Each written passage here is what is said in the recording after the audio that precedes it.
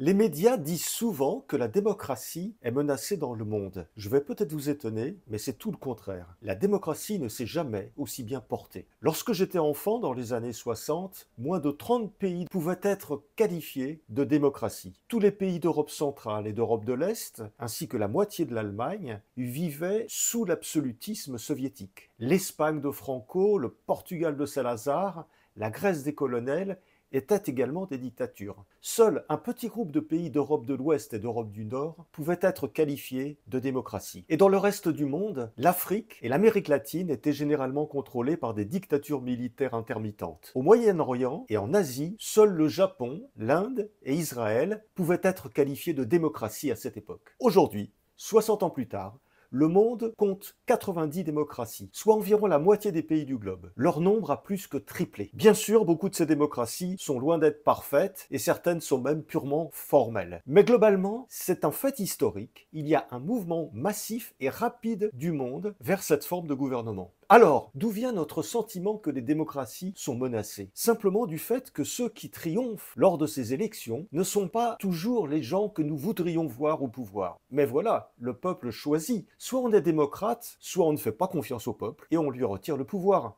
C'est ce que voulait dire Winston Churchill quand il déclarait en 1947 « La démocratie est la pire forme de gouvernement, à l'exception de toutes les autres ». À l'époque actuelle, l'arrivée au pouvoir des populistes que nous craignons tant signe, que nous le voulions ou pas, un véritable âge d'or de la démocratie.